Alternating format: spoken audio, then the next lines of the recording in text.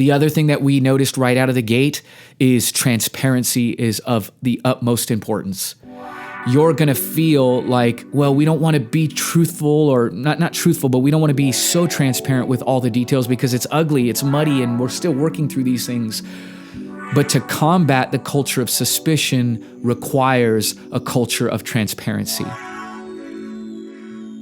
Hey, welcome to the Expositors Collective podcast, episode 145. I'm your host, Mike Neglia, and thanks for listening. So this episode is called Preaching in the Midst of Crisis.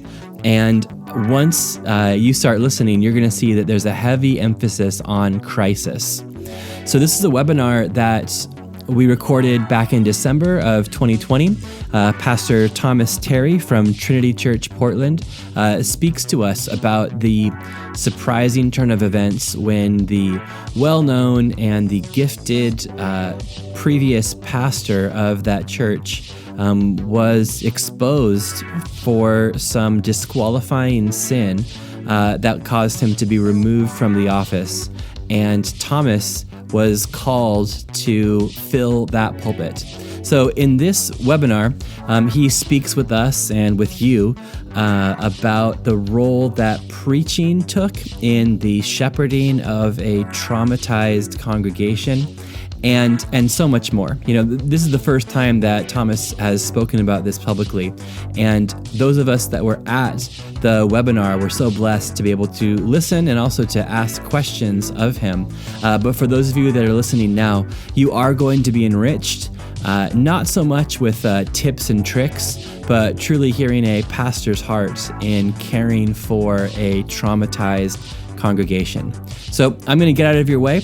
And this is the recording of Thomas Terry from December 5th on the Expositors Collective webinar. I hope that this episode and all that we do at the Expositors Collective help you to grow in your personal study and your public proclamation of God's Word. Yeah, my name is Nick Cady. I'm joined here by Mike Neglia and Thomas Terry. Wanted to give you guys just a rundown on who we are as we're waiting for a few more people to join. Expositors Collective is a growing network of leaders, both lay leaders and pastors and church people, which exists to equip, encourage, and mentor the next generation of Christ-centered preachers. And the way we do that is by providing resources through our weekly podcast and our 2-day intentional training seminars. The way that works right now is that, with COVID, we have not been able to do our seminars, our 2-day intensive seminars. But what we've done this year is we've done 3. This will be our third webinar. And the purpose with this is to, in addition to our podcast, give us a kind of meeting place and a place for you guys to interact where you can ask questions and where you can, we can still have kind of a connection point where we grow as expositors and preachers and teachers of God's Word.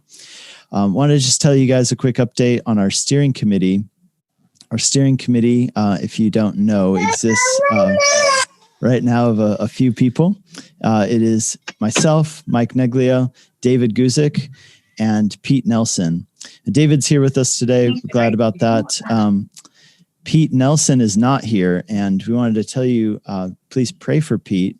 Pete is in the hospital right now. He's been in the hospital kind of off and on for the last week with COVID.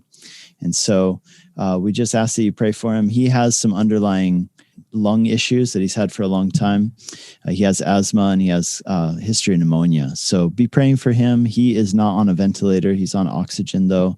And he said it was all right for me to share with you guys that he covets your prayers, and just be praying for him. We expect him to make a recovery, but he's not out of the woods yet. So with that, we're excited to have our special guest here today, and I'll pass it over to Mike. But before I do that, let me tell you guys how this is going to go.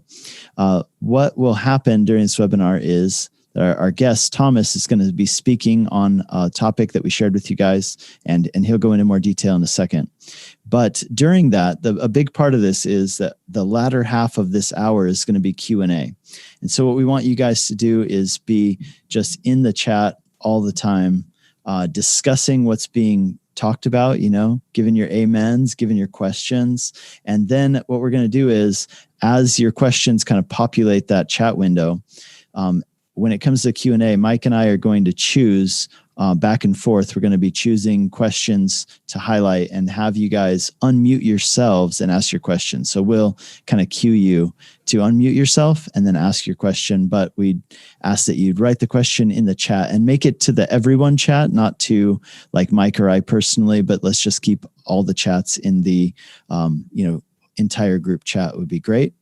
And so, feel free to be writing each other. And that's the way that we can, with all of our microphones muted, that's the way that we can have some kind of fellowship and community during this time. Cool. Well, Mike, would you please tell us a little bit about Thomas?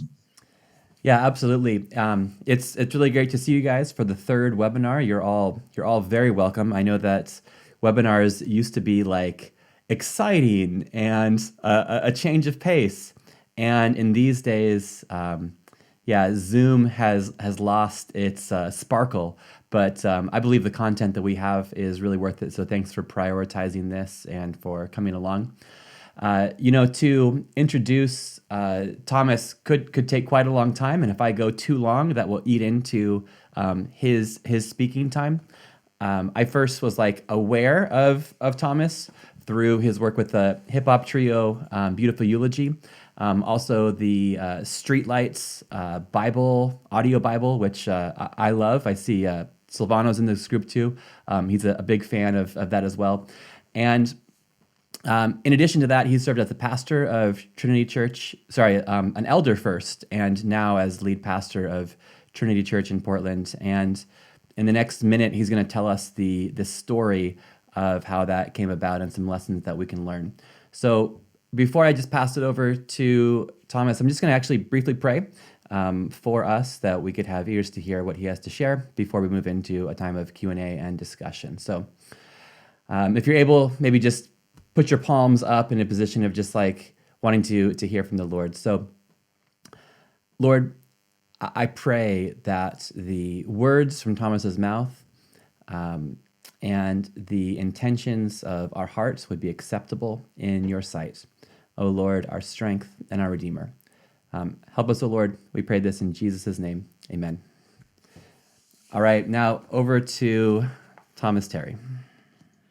Well, thank you guys for having me this morning. I normally get invited to speak to pastors and churches on the topic of creativity and beauty. My background obviously is in creative work. I'm part of a hip hop trio, as you mentioned, called Beautiful Eulogy. I run a ministry that is catered towards discipling creatives. And so talking about creativity and beauty is just kind of in my wheelhouse. I really enjoy talking about that. This morning, we're actually going to talk about something that's a bit ugly, but has a beautiful resolve. And so this morning, we're going to talk a little bit about how to help your congregation recover from a previous pastor's moral failing. And so just to kind of give you a bit of context, I'm going to try to be as brief as I can because I want to provide some space for Q&A. Obviously, this is a very challenging topic.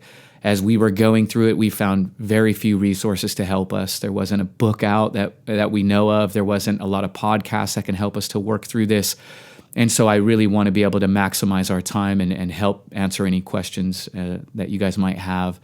But just a bit of a background so you kind of understand where I came from. The church, Trinity Church, our church here, was planted in 2010. My wife and I had started at the church. We were part of the initial membership of the church. Was not in any formal leadership there. Was never aspiring to be a pastor. I was just a full-time touring artist and ran a ministry called Humble Beast. But about 2015, the pastors of the church had approached me and had encouraged me to be thinking about pastoral ministry. They from their vantage point, saw some what they viewed as gifts that might be useful in terms of pastoral ministry. So in 2015, I began to meet with the pastors at Trinity Church. And the way it worked here was a man who they viewed as qualified, that had what they viewed as the gifts to be a pastor. They would meet with the pastors for about a year. And then after that year process, the congregation would affirm anybody if they were to be, a coming in pastor. So in the end of 2015, they brought me before the congregation, and I became a pastor at that point. Now, I was a lay pastor. I wasn't under the pay of the church. And my tour schedule provided for me an opportunity to give all of my excess time to the church. So in one sense, I kind of served like staff because I was always meeting with people, always doing the work of shepherding, unless I was on the road doing music. That's how we made our living. And so our church at the time, when I became a pastor, was about 300 people in Portland. We had one full-time staff pastor, and that was the primary preaching and teaching pastor. And so in 2018, a bomb went off in our church. We had received an email from a man who made some pretty serious accusations against our preaching pastor. And those accusations were that our pastor was having an affair with this man's wife and had been having an ongoing affair for 2 years. And not only did he mention that our previous pastor was having an ongoing affair with his wife, but he mentioned that our previous pastor had also confided in his wife about a previous affair that he had with another woman that was about 8 years before this affair. And so obviously these were some pretty serious accusations. We received that email around 4 o'clock on a Sunday. And then around 6 o'clock, myself and another elder were at our previous pastor's house, ready to confront him with these accusations. When we confronted him with these accusations, he actually admitted it. He didn't try to hide it. He was caught. He recognized that he was caught. And so he admitted that this was in fact true, that he had an ongoing affair with this girl for 2 years and that there was a previous affair. And so the way that this was obviously a catastrophe on so many fronts. It was heartbreaking for us as pastors. This man was in every way my mentor in ministry. And I learned everything about ministry from this man. And the other lay pastors had learned everything about ministry from this man. So this was immediately a devastating blow to the pastors. This was also, we hadn't communicated yet to the church. We were still working through this. Immediately, the pastors had removed him from his position. He had disqualified himself from ministry. So we removed him from ministry. And during that week, we were still very quiet about it. We were thinking through, man, what are we going to do? How are we going to communicate this to our church? What are the implications of this? Remember, we only had one staff pastor, and he was the staff pastor. He was the preaching, teaching pastor. All the other pastors in the church were lay pastors. We all had different careers. This is what we served the church faithfully, but we all had different responsibilities, different roles. And so we really, our whole structure and framework had imploded. And so we had to think through, man, okay, what does this look like in terms of helping this restoration process with our pastor? We were always thinking through restoration. Restoration for us looked different for him. Our pathway of restoration was never going to be a pathway back into the pulpit ministry. Restoration from our vantage point was going to be, how do we reconcile this man to Jesus, right? How do we reconcile him to his wife? How do we reconcile the issues with him and these other two women that he's had an affair with? And how do we reconcile him to the church? Bringing him back into pulpit ministry and even pastoral ministry was never on our radar from our perspective, just given the ongoing nature of the infidelity We just said, it's just, it's not going to work. And so we had to think through the restoration process with him.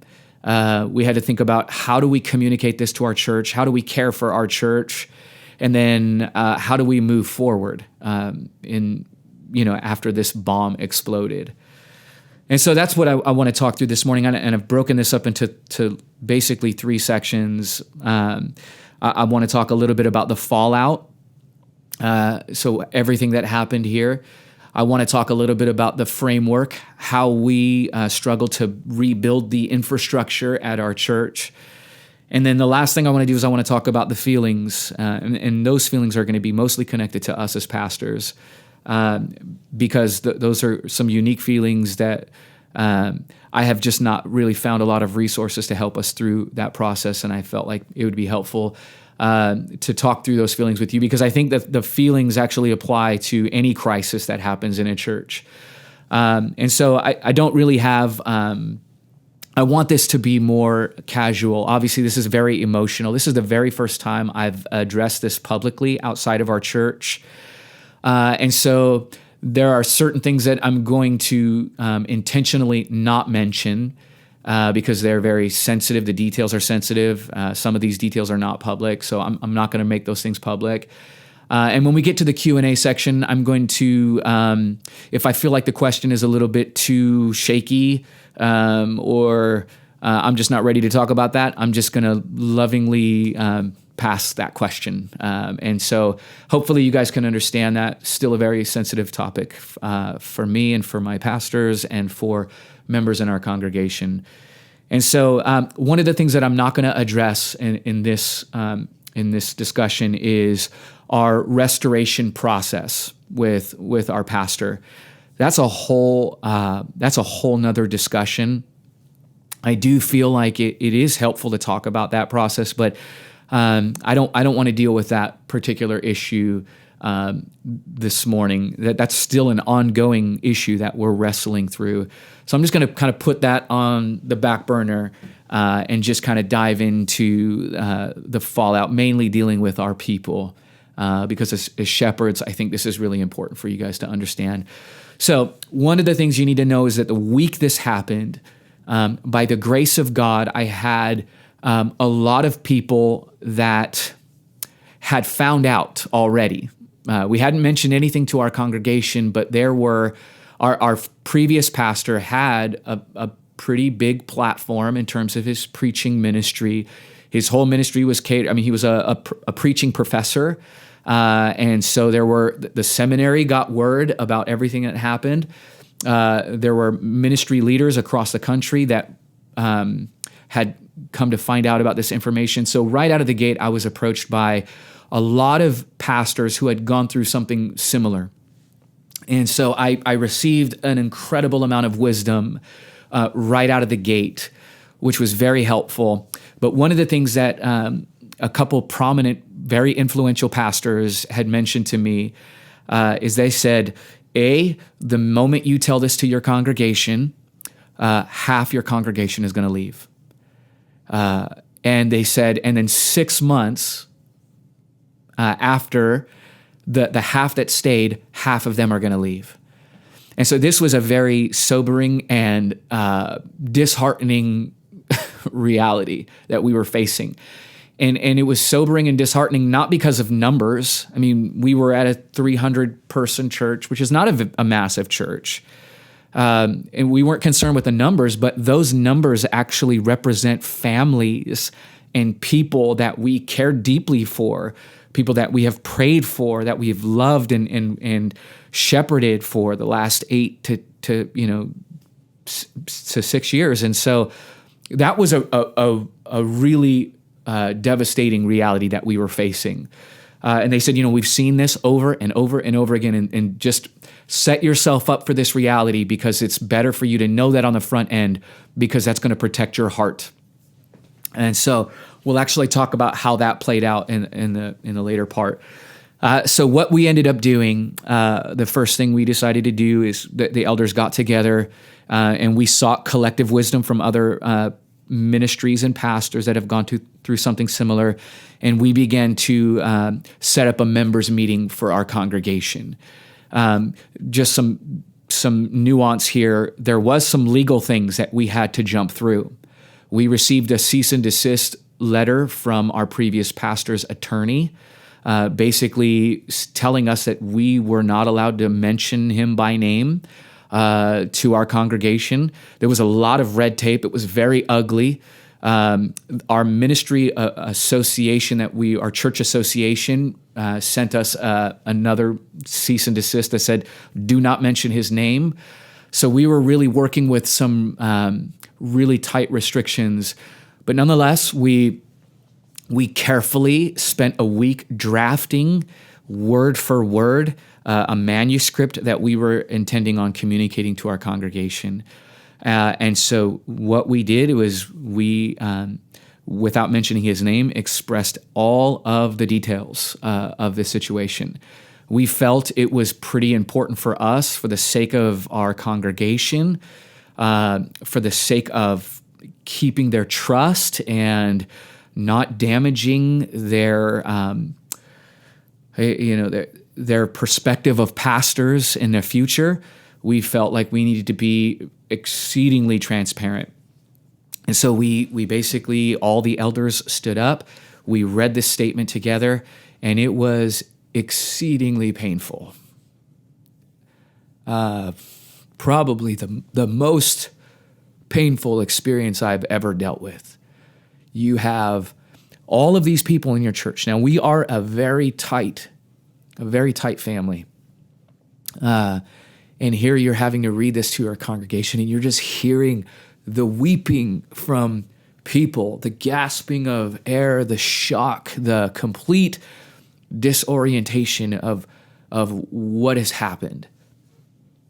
And I really, in some degree, I really wish that every pastor could have been present in that room.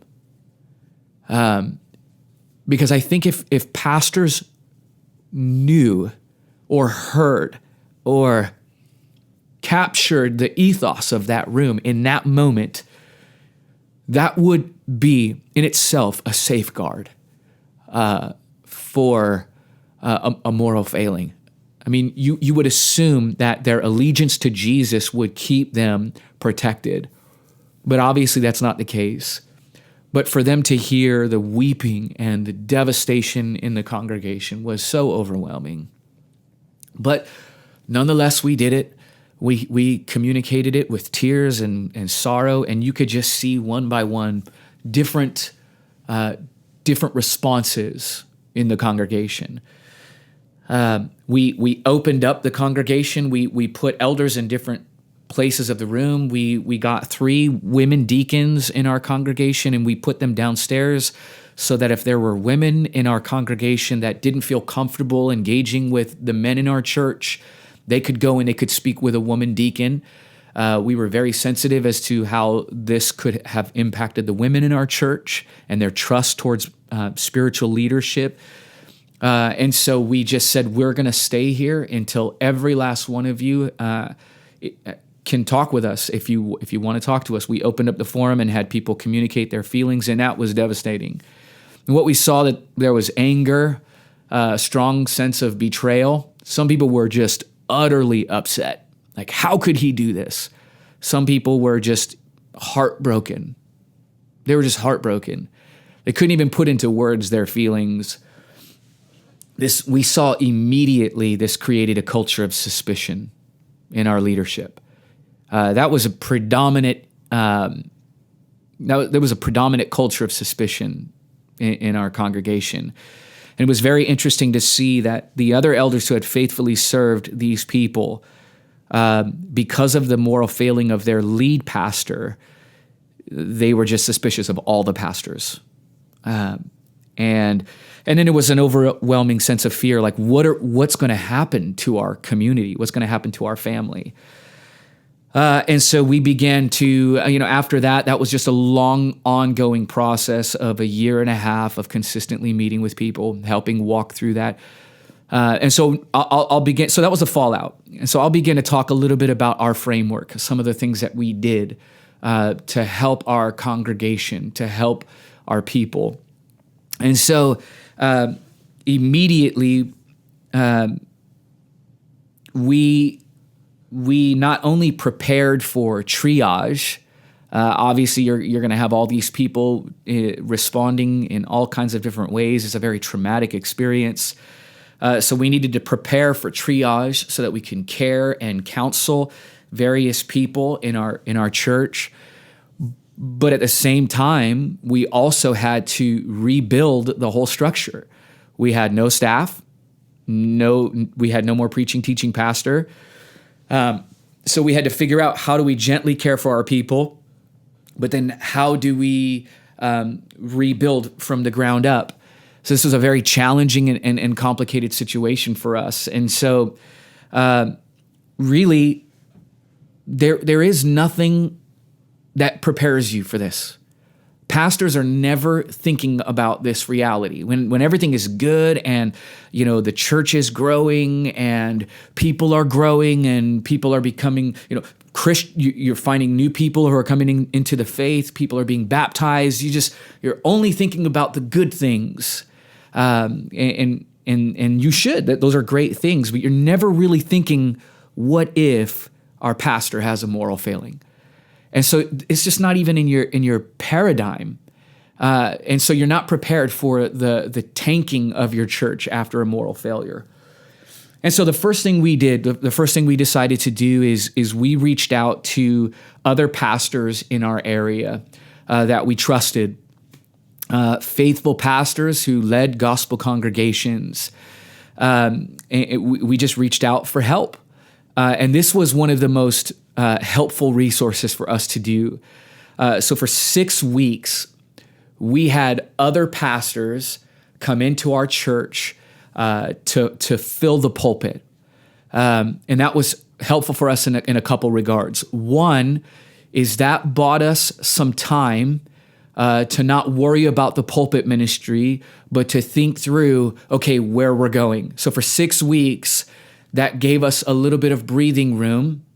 It also allowed for other prominent pastors in our city to come and connect and help and minister to our people, because the culture of suspicion wasn't on them. They weren't in our church, right? So in a sense, they were able to engage with these pastors. Now, some people would view that as scary because, our congregation might very well go to these people. But again, we didn't really know what we were going to do with strategy. That might very well have been a response to help our congregation connect to other gospel-centered churches in our city. And so, these men came and they preached to our people. And by the grace of God, they preached to the heart of our people. They didn't candy coat it. They didn't come in with pre-produced sermons, on joy. They actually came in preparing sermons to minister to a congregation in crises. And that was so helpful because that ministered to our people, but it also ministered to us pastors. We were sitting under their preaching because we also had been wrecked. Our hearts were broken. There were so many things going on internally with us. And so we brought these men in to minister to our people. And listen, this is something that I've often told people one-to-one. Normally, congregations in a church can look at other churches and there could be this, competition mentality or just this underlining junk that I think ministers can sometimes deal with. And I just want to caution you to immediately start dealing with that, because the very people that you might view as competition might very well be your lifeline. These were faithful pastors in our city that came to our rescue because they cared about God's church, capital C church. They cared about us deeply. And that's another thing that I want to encourage you. You should really consider how connected you are to local pastors in your neighborhood and forge relationships with them. Because it's one thing to have somebody from outside your city who doesn't understand your context, doesn't understand the culture of your city. I mean, we live in a post-Christian pagan city. To have somebody from Albuquerque come here to minister to our folks, it wouldn't gel. But to have somebody who's right up the street who knows the culture of our church is so vitally important. And so I want to encourage you, if you don't have strong relationships with local pastors in your church, please do so, because they might very well be your lifeline. And so we had to think through immediately, okay, what are we going to do? Are we going to fold the church and push our people into other churches? The idea of breaking up our community was just unbearable. So we decided that wasn't going to be the case. We needed to bring somebody who could help lead the congregation through this crisis. And some of the collective wisdom that we received from other people said, if you're going to lead your church through this crisis, you need to appoint somebody to lead the church ASAP. If they feel like you don't have a leader, they're going to feel like the church is going to fall apart. They're going to go quickly. And so we felt like that needed to be somebody internally. Given the nature of the suspicion, we felt like, man, if we bring someone else in, it's just not really going to work. And so the elders sat together and we said, okay, who out of all of us is capable of leading the church? I mean, we all have different jobs. We all do different things, but can we appoint someone at least for a year to lead our congregation through this trauma? And given both my flexibility as a touring artist and given the equity that I had with the people, the elders had asked me if I would be willing to put Beautiful Eulogy and Humble Beast on hold for a year to help our congregation through the disaster. And really, it was just a no-brainer. It was a no-brainer. I think the Lord had been really working on me for the longest time. I've been ministering to creative people and telling them, you must prioritize the church. The church must be... You cannot put all of your emphasis on your ministry outside of the church. I've been working with creatives to help them establish a love for the church, and here was a perfect opportunity to put my money where my mouth was. So I essentially just said, yeah, I'll do it. I loved the people. I did not want to see the people hurting, and so that was part of our process to help them recover. And so really, we looked at this principle, and I think this is a really healthy paradigm for folks to look at. When you're coming out of a moral failing, the best way I can describe it is you have to think about the infrastructure as somewhat of a reverse revitalization. You oftentimes think about revitalizing a church where you go and you send people and they take over someone else's church, and you have to rebuild from the ground up, and you have all these principles. As I've read books on revitalization, that's the closest way to describe what rebuilding our framework looks like, except you're not going to someone else's church building with all of their issues. You actually have to do it internally. And so for us, that just meant we had to do a couple things. We had to come to terms with the fact that we are not going to be the same kind of church. We're not going to be the same church. No matter how much we want the church to look the same, it's not going to be the same church.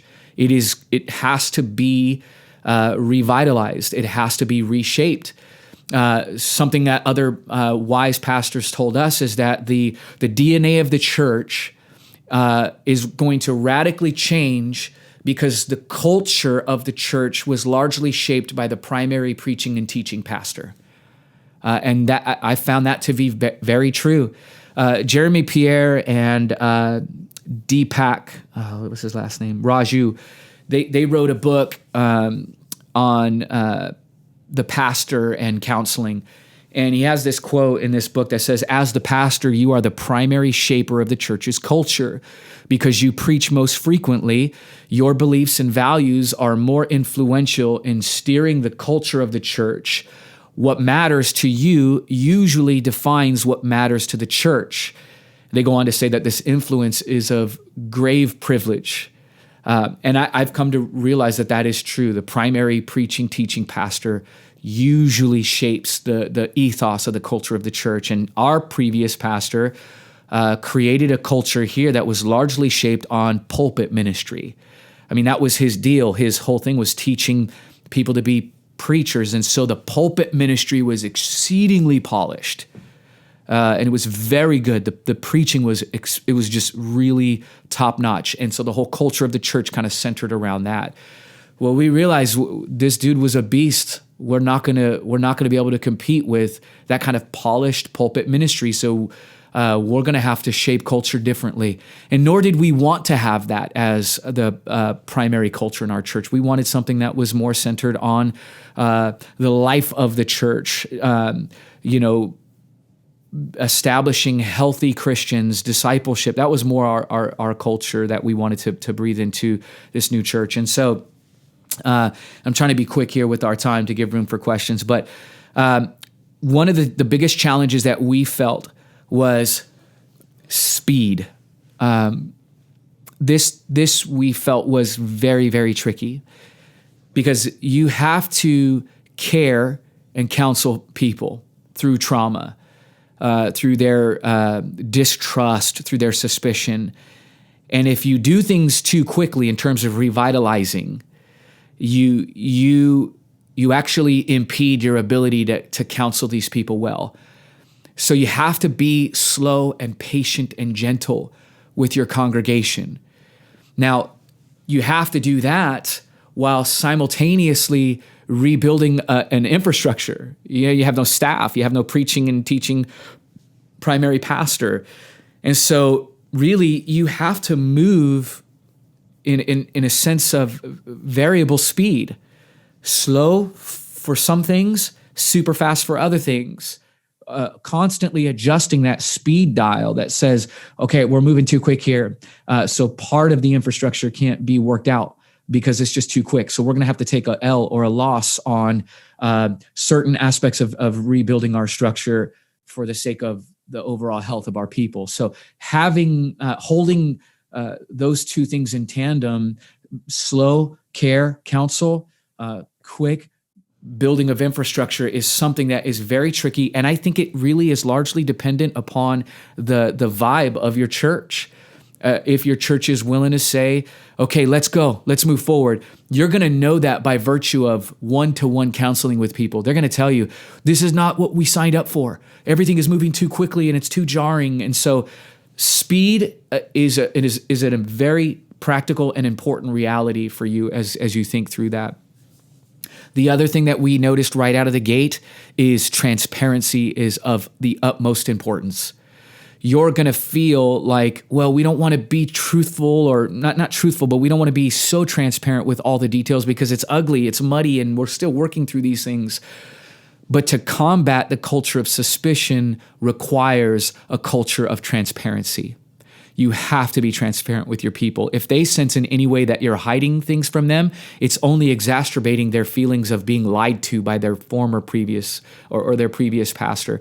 So transparency is absolutely essential. So all of your intentions, all of your agenda, the speed at which you're moving, the infrastructure, your vulnerabilities, as you're processing what you're thinking through, you have to do that. Secondly, because of the culture of suspicion, we felt it was vital that we backed up every decision for infrastructure biblically. We recognize that they don't really trust us at this season, at this juncture. So what we needed to do was to help them understand that the building and the framework is grounded in biblical principles, not in our personality, not in our desires to shift the church. So we made it a point in our transparency to tell them everything that we're doing and then biblically inform those decisions so that they weren't going to get upset, or not trust us. They're going to have to deal with that scripturally. And then finally, one of the biggest things that we did was, in terms of shaping culture, was we preached this new culture into existence. We leveraged that principle that is very true, that the primary preaching pastor is going to create the culture of the church. We knew that, so we began to preach new culture into existence, and we preached on unity. We preached on the foundations of the church. What is it that holds the church together? What defines the church? What are the foundations of the church? We preached through trauma. We preached through every member ministry, so that they could see that church is not just about the preacher. It's about every member in the congregation serving one another, ministering to one another, cultivating unity. And so that was primarily shifted and shaped through the preaching ministry. So all throughout this process, the pastors consistently met with members, and this was really challenging. We faced, and I'll get into a little bit of the feelings, but we faced a lot of people who were just so upset that we could never get them to shift in terms of suspicion. And that's a hard thing to deal with. And you as a pastor didn't do anything. You stayed. You were faithful to these people. But by virtue of the former pastor's failure, you inherited suspicion, anger, frustration, lack of trust. And that is something that is really challenging to deal with. We're still dealing with it now. And so, at the end of the day, we had to learn to not take things personal. We had to understand, of course, these people are going to feel this way. Their trust was violated. And, there's this component that people don't often talk about in terms of their preaching pastor getting exposed as a hypocrite. There's something that happens in their brain and in their heart where they can't help but feel so completely violated. This is the person they've entrusted their soul to, their spiritual care to, the person that they've sat under every Sunday and has said, help us as we walk through life. And then finally the veil is removed, like, oh, you are not the person that you said you were. That has a life-altering effect on your congregation. And so we had to learn quickly, man, this is totally reasonable. And we could either take it personal and just be like, whatever, I'm done. I didn't do anything. I didn't do this to you. Or you could be patient, long-suffering, and think about what Jesus has done for his people. He didn't sin. He was perfect in every way. Yet he took on our sin. He owned it for us so that we might be liberated, so that we might come to know the God who created us. And so I think this was a tool, an instrument that God used to refine us in such a profound way. And so I'll talk a little bit about the feelings, because I think that there was no resources for me at the time that helped me to think through the emotional work for a pastor that one goes through when people do leave. The men that told me, your congregation, half are going to leave right away, and then 6 months later, the other half are going to leave. Now, it didn't quite happen like that, but a lot of people left. A lot of people left. And I feel like a lot of people stayed not because they really wanted to stay, but I felt like a lot of these people stayed because they did not want to be known as the people who were here for the previous pastor. So there was a lot of people that stayed not because their motives were right, but because they were just kind of waiting for the smoke to clear a little bit so that they could ease their way out. But nothing prepares you for the emotional trauma when people begin to trickle out and leave. Especially, brothers, I did come on as the lead pastor. And that's a really hard reality because you juggle with, and listen, I never went to seminary. I never planned to be a pastor. Pastoral ministry, especially a lead teaching pastor, was something that was never on my radar.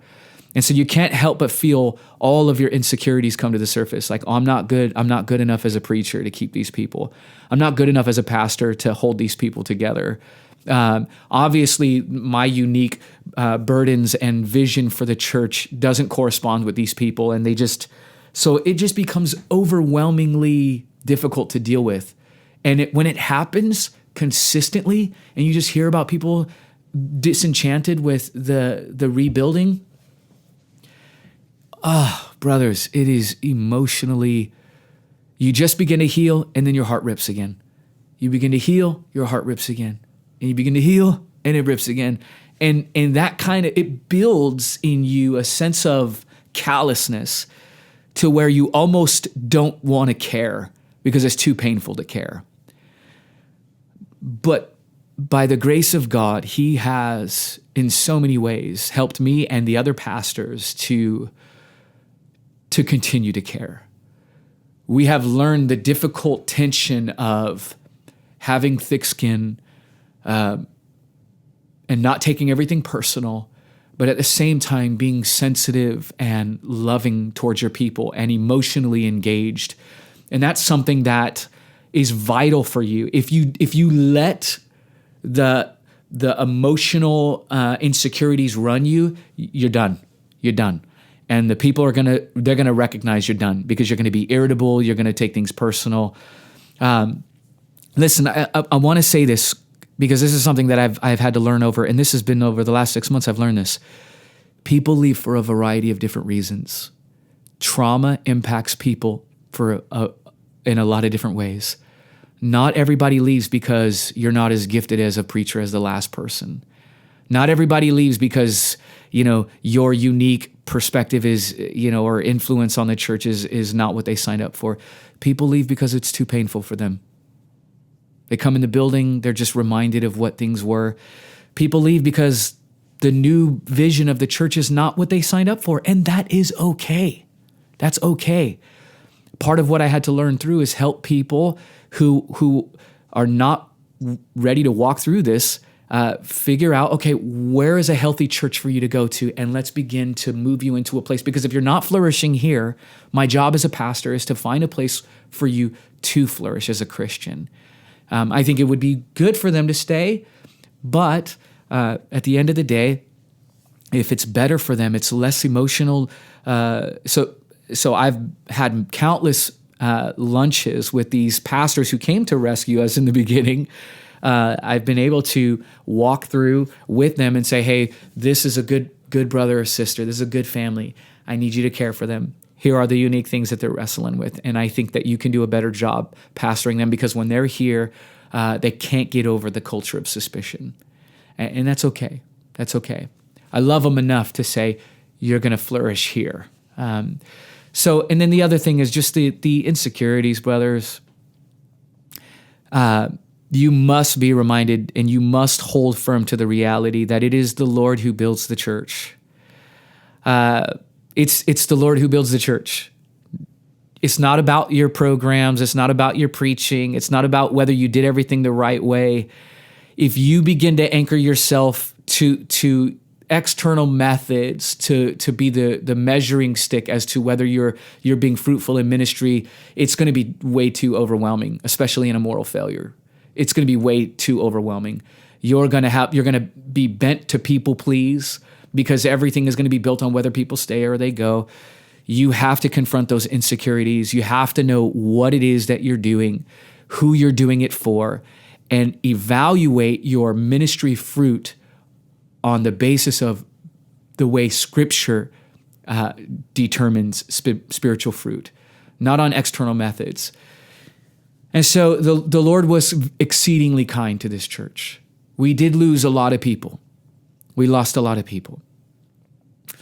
But we also got a lot of new people.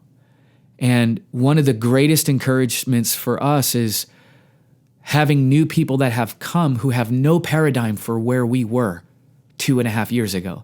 They don't even know that our church went through this, emotional crises. They've come based on the new framework of ministry. They're coming because they like the church for how the church is now. And that's one of the greatest encouragements and testaments to the faithfulness of God to work and build the church, not on the structure of our previous pastor, but on his abilities to make things sustain things and to work things out. And so God has been faithful to his church. Now, this is very important. That's a principle that I've always known theologically, that Jesus is the chief shepherd of the church, that Jesus will sustain the church, that Jesus will grow the church. But it actually took a moral failing of our previous pastor and an incredibly difficult crisis to know that experientially. I know things firsthand, experientially, that God sustains his church in a way that I would have never known. I would have only known theologically. You never know these things until you go through it. And God has a way of producing and reshaping even your own heart through the most difficult of circumstances. Something that you thought was going to completely decimate the church, he is used in such a way to not only grow the church, but to grow his pastors, to grow their dependence, to grow their confidence in God's ability to grow the church, not our own, to sustain his church. These are things that you won't learn from a textbook. You just won't. The providence of pain God uses to mature men and women, and I have seen that firsthand through this experience in our church. And so I leave you with that, brothers. Did we do everything perfectly? No. But the Lord sustains the church, and he will continue to sustain the church. And I'm consistently in awe of the Lord as he continues to bring new people. Even through COVID, we were just putting things online. We have been growing. So we were a church of 300. We dwindled down to a church of 100 for a little while. And now we're a church of about 250. I was pleased with 100 people. Pleased with 75 people, because it looked like we were going to be decimated, but God was gracious to our church. So I leave you with that, brothers, and I'm willing to answer any questions you guys have. Man, thank you, Thomas. We really appreciate you sharing that story. And I wasn't aware coming into this is your first time talking about it. So we really appreciate your vulnerability, your honesty. I think for those of us who've been in the lead role, we know that pain of seeing people leave. And I think that was an interesting aspect that you brought out. So right now, what I'd like to do is ask our steering committee members who are on here with us, such as myself, Mike Neglia, and David Guzik, to unmute yourselves. And we're going to have a time of Q&A and panel discussion. So what this will look like is Thomas will give you preference, but we might jump in as well and just give our 2 cents. And we'll try to move pretty quickly through these. So we'll try to keep our comments and answers concise. So I'm going to let David Guzik go first and do the first question. Hey, thanks so much, Nick. And Thomas, let me say that was really wonderful, so helpful. And just thanks so much for bringing that to us here this morning. I've got a couple questions. The first one was, you may have already mentioned this, but I just want to revisit it. One of the most compelling parts of your whole story here was how these other pastors came in and offered you such great assistance. Did you approach them, or you being the church, or did they approach you? And then secondly, was there anything that group of pastors shared with you that you can remember, at least, that really wasn't helpful? It wasn't for your congregation in your situation. You had to say, well, thanks for that piece of advice, but that doesn't fit with us. So I'd really love your response to those things. Yeah. So we approached these pastors, and there were 3 in particular. One of the pastors that we approached was a pastor that we had sent out to plant a church about 4 years ago. So we brought him in. So he was well acquainted with our context, our culture. So we brought him in. We brought in a pastor named Michael Lawrence, who's part of the 9 Marks ministry. He's just up the road from us. So we reached out to them to bring them into to get their perspective and counsel. And to tell you the truth, they were just so gracious. There was nothing that they said to us that was out of pocket, that didn't make sense to us. In fact, their time with us was less about how do you guys, how are you going to build things? Their time with us was, how can we minister to you, brothers? What can we do to make this a little bit easier for you? They continue to tell us the Lord's going to sustain the church and we can help. We'll help you, whatever you need us to do. We can do pulpit supply. We can send people. They were just overwhelmingly gracious. Did not attempt to, there was never anything that was off color or off-putting. They were just very, very helpful. So yeah, there's nothing that I can recall where I was like, that's not really going to work here. And again, that's the beauty in them understanding the unique context in which we do ministry. Somebody from the outside, maybe from the Midwest, who doesn't understand our pagan culture here, would come in and say, well, this, we've seen this before, just do this, this, this, and this. They know. They just knew. And so it was very helpful having localized pastors come in to alleviate some of the burden. That's fantastic. Thank you. Yeah. So now I'm going to ask Andrew Ramsey to unmute his mic and to ask his question. Thank you for this opportunity. It's a pleasure to hear you, Thomas, share your story. You spoken word poet, and I will go on record to say that Beautiful Eulogy is one of my influences. I aspire to be a pastor one day, but by hearing stories like this, it makes me afraid of following my calling and afraid of following knowing my humanity. What encouragement would you give? Yeah. Well, brother, I think that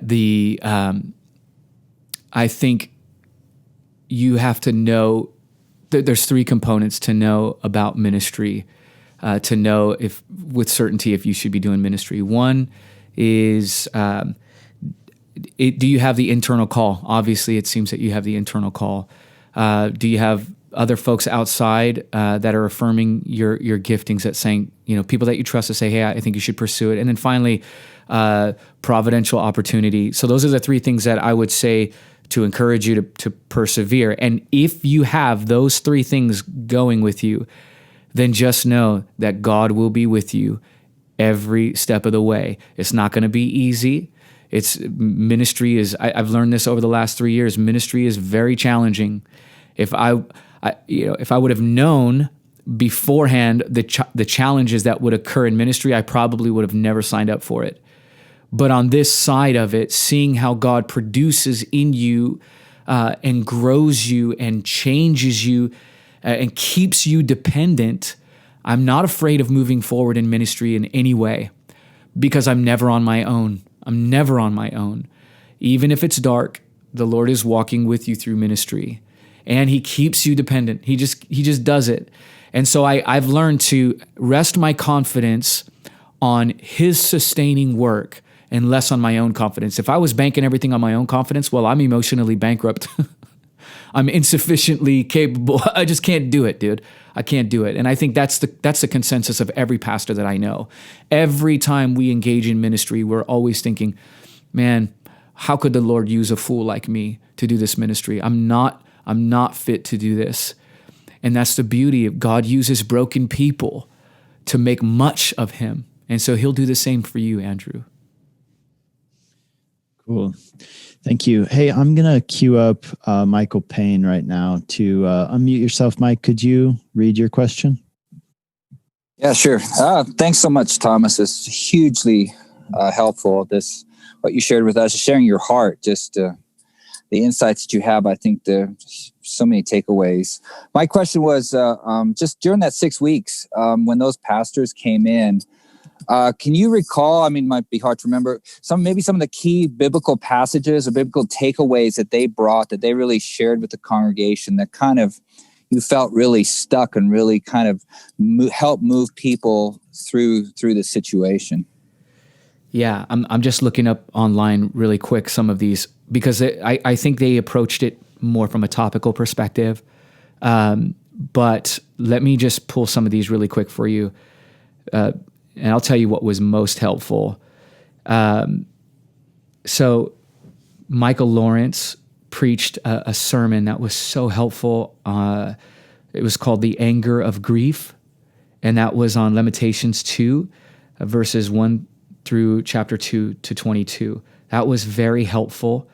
Todd Miles came in and preached a sermon about Jesus, the tender healer. So we got the compassion of Jesus who heals, and that was from Matthew 12, verse 9 through 12. We had Patrick Schreiner come in and preach on peace in troubled times, and that was from Psalm 46. That was really, really helpful. Again, Todd Miles preached a sermon on the two paths, and that was from Psalm 1. It was just really helpful. Someone else came in and preached a sermon on Jesus, the great high priest. So those were just a few things that I think were really helpful. They just kind of came in and honed in on the realities of brokenness, the reality of sin, the reality of Jesus' faithfulness to his church, the tender compassion, that Jesus is trustworthy. When your earthly pastors fail you, Jesus will not. That was the overarching theme of the first 6 weeks when we were sitting under these pastors. And all my pastors were just They are. If you go to trinityportland.com, and I can maybe send out a link in a little while, you guys can check those out. They're under guest preachers. There's a guest preaching section there. They're all there. Oh, thank you. Yeah. Hey, Thomas, if I could bring another question to you, kind of inspired by a question I read here in the side chat by my friend Nils Lotrup. Obviously, with the previous pastor, there was a problem with transparency. I mean, that's kind of goes without saying. Has this had any effect on the way that you and the leadership team there at your church have thought about how transparent you need to be in the pulpit? This is something that we always struggle with as pastors. You know, how transparent should we be, and how should we present ourselves and our struggles? I'm just wondering if there's any insight or any aspect of this that's given you different consideration. Yeah, that's a great question. I think that the trauma forced transparency. I mean, I think we were so emotionally wounded through the experience that the first 6 months, you couldn't hide anything. You know, you're just so vulnerable. And I think what ended up happening is the Lord actually taught me. I mean, I've only been a teaching pastor now for 2.5 years, but through that first 6 months, the Lord taught me the value of transparency, that transparency actually helps diffuse a culture of suspicion. So I actually find transparency in the pulpit to be a great value. And two, I think it levels. One of the things that we tried to work at was before, with our previous pastor, the pastoral position was so far and so lofty, and it was so produced and it looked so polished that I think people kind of created this dissonance, that's pastor stuff, and that doesn't really apply to me as a Christian. I think when you're transparent about your own struggles and your own realities, that actually helps folks in your congregation to actually be better Christians. And they're going to learn by virtue of the primary preaching, teaching pastor how to be a Christian. They're just going to learn that. And so the more transparent you are, the more relatable they're going to be, the more you remove that separation between pastor and congregant, the more you mobilize them for every member ministry. You know, so I think transparency is massive. I would be cautious in, I say transparency, there's obviously a threshold, right? I don't want you to dismiss wisdom or discernment because you're just reckless with everything, because of the soft conscience of people. You always have to take that into consideration. But expressing your vulnerabilities, your pain, your challenges, your heartbrokenness, crying in the pulpit. I mean, my people have seen me cry so much. It's like I got nothing left. You've seen the snottiness of me. It's like, so there's a side of that is sweet and beautiful, and the Lord uses that to knit the family together when this crisis has done so much to tear it apart. So it is something to consider. That's great. Fantastic. Thank you. Well, excellent. And so I'm going to go to Silvano next, and Silvano will be our second to last question, and then we have one more. So Silvano, make it count. There's a lot of pressure. First of all, thank you so much, Thomas. It's really encouraging to hear how God can still bring so much goodness out of, so much destruction. It's great to see how he's worked through you guys. And I mean, I'm sure you're not the only story. You've seen how God can still restore his people. And it is just a great, great encouraging story. Anyway, my question is specifically, how do you approach the potential disillusioned people who could be apathetic in the sense that, if they see a man of God who's a pastor and who should be preaching, if he fails, if he has such shortcomings, I could imagine a lot of people in the congregation and those watching could be like, well, then what's the whole point? Like, if he can fall, then why should I even try? I could fall, definitely. Mm-hmm. Yeah. I think there's two parts two things that you have to do. One is I think what's deeply embedded in that reality is the idolatry of their pastor or other people as, mediators. And so I think you have to gently work through, is Jesus their Savior? Is Jesus the one that brings you before the Father, or is it your pastor? And I think a lot of times what happens is that people are looking to the pastor as their functional Savior. And so if their functional Savior fails, well, their whole worldview falls apart. And so, with any idol that you're dealing with people, it's the difference between a knife and a scalpel. You can go in and you can stab it and try to pull it out, or you can surgically try to remove those idols. And that comes with just being very gracious and kind and truthful. But you got to chisel away the idolatry of the pastor being like the main person, like their functional Savior.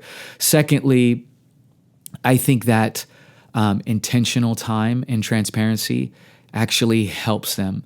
When you begin to help your people understand that pastors are humans, pastors are sinners, pastors need Jesus just as much as you need Jesus. It's like what I often do with my own children, right? I'm constantly telling my children, one of the greatest witnesses I have in my house with my children is saying, Daddy is a sinner. Daddy needs Jesus. I'm sorry I did that. I'm sorry I got angry. I need Jesus just like you need Jesus. And you have to do that kind of same pastoral work with congregants who are apathetic, who have attached their Christianity to their pastor only. You just have to walk with them and say, hey, man, listen, we are all sinners. We are all needy for Jesus. And by the grace of God, he has used me to help you see that we're all sinners. And that's a long process. It's consistent. You got to move them from apathy by virtue of consistent time with them, loving them through it. That's the only way. There's not like a short punch to it. And that long-term process is both with the idolatry and help them to understand that pastors are sinners too, Well, so I'll queue up the last question. Brian, I'm not sure how to pronounce your last name, but go ahead and unmute yourself. And if you could ask your question. It's Boisel. Yeah, I was looking at I was listening to your kind of lessons you've learned, and there was a lot of what seemed like normal, I guess you would say, leadership principles, like transparency is one of the keys that I kind of latched on to. what are the elements that you guys got in place now that you kind of looked at and said, geez, I wish we had this from the beginning. I wish we would have implemented this from the beginning. Maybe the blow wouldn't have been as hard, or maybe we would have seen this coming better. Does that make sense? Yeah, absolutely. So the first thing we noticed is, hindsight's always 20/20, but we were able to look back and retrace our steps and say, how did we allow the failure to happen in the beginning?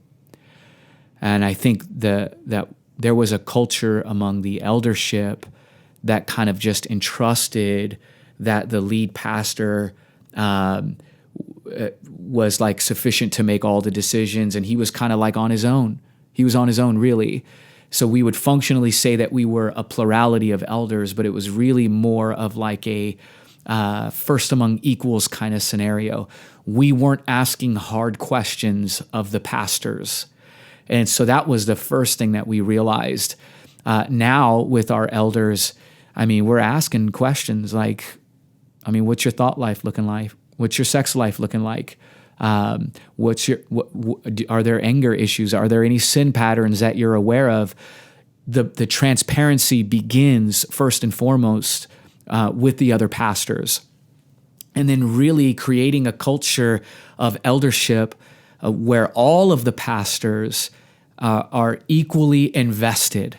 It's not like a first among equals where he's the only dude making all the decisions. We really had to decide that we were going to shape a culture where all the elders are in the mix of everything. So this will protect us as a church from any other crises or implosion. So I would say that's like the first principle was like, man, where did we go wrong with elders and pastors? Where were we not doing our job?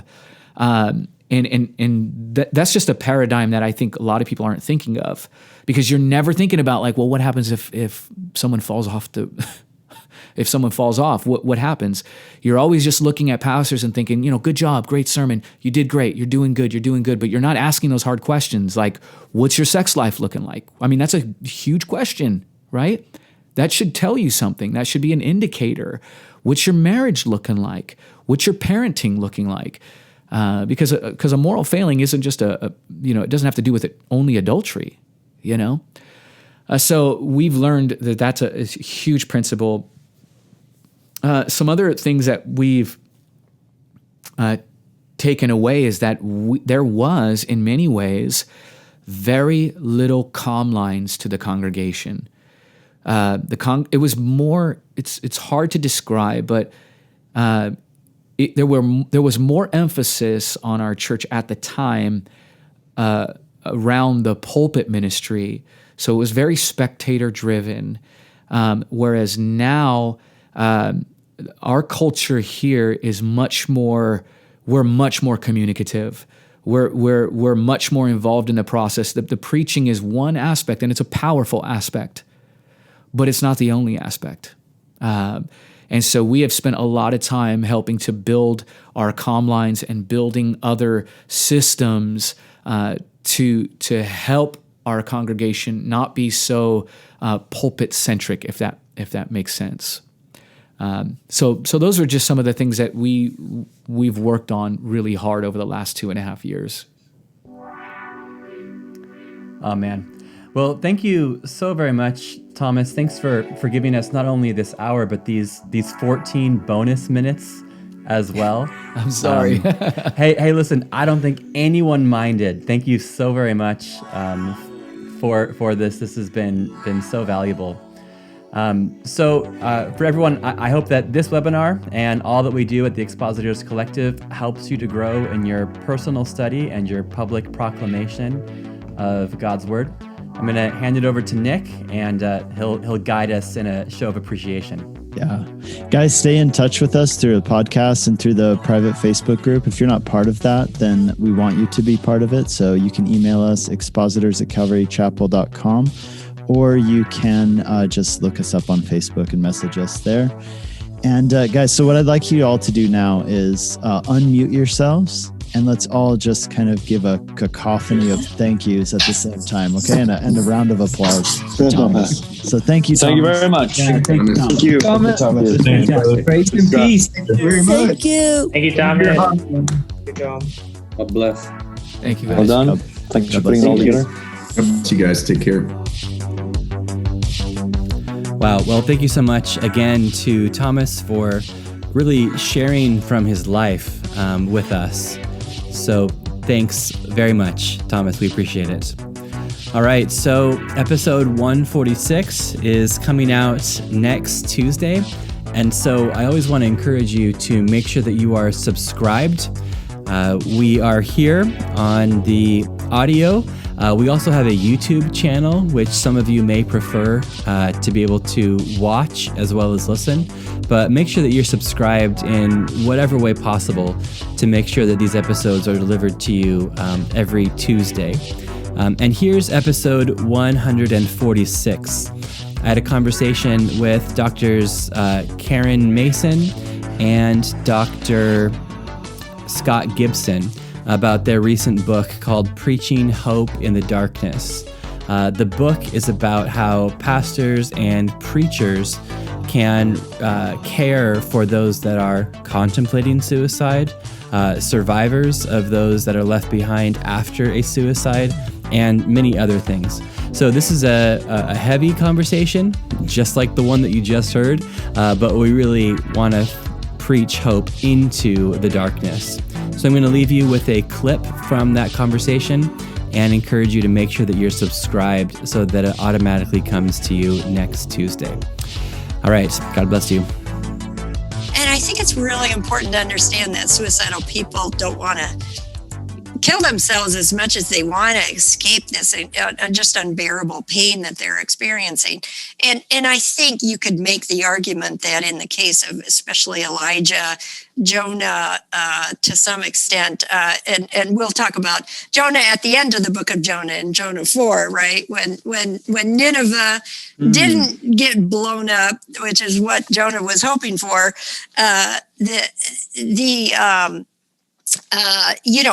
he does say, "I'm so angry at you, God, that I could just die." So good point. I was thinking of chapter 1, but you yes, were you're thinking right. of Chapter being 4, thrown over the edge of the his boat. noble self-sacrifice, but you're thinking of his pouty. Yeah, okay.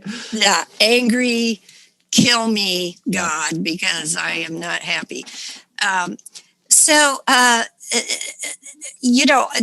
And I'm very much of the tradition. You don't want to go beyond the text, but at the same time, there are some interesting parallels between Elijah and Jonah in terms of people who can't think of another way out besides death. But the one thing is that I wouldn't guess that talking about suicide is either normalizing or encouraging the behavior. I think most people understand that choosing it goes against something very profoundly human. Thomas Aquinas was the one who said, there's this impulse to live that most people have. So Again, it goes back to that issue of unless we're talking about it, how are we going to help the people who are struggling? How are we going to help suicidal people? How are we going to help people who have lost a loved one? And that's why in preaching, and especially preaching a sermon at a person who died by suicide, not to mention that that was the case in some delicate way, doesn't help the listeners to articulate that type of concern or issue in their own lives. Yeah, I think that there is a concern that people have that if you ask somebody the question, I mean, are you considering ending your life? Or if you say the word suicide in public, that is going to be, the germ that gets into their head and then causes them to do so. And that by speaking it, we give this power. But from the book, and it seems like what you're saying is that articulating it rather than giving people the idea, it allows people to Well, I don't mean to put words in your mouth, but so you don't think there's a danger in saying the word? I don't. And I'm a psychologist. I work with suicidal people. The thing that I notice more than anything else, it's just a profound sense of relief. Oh, here's somebody who is willing to talk about this thing that's just eating me up. And I don't know what to do with it.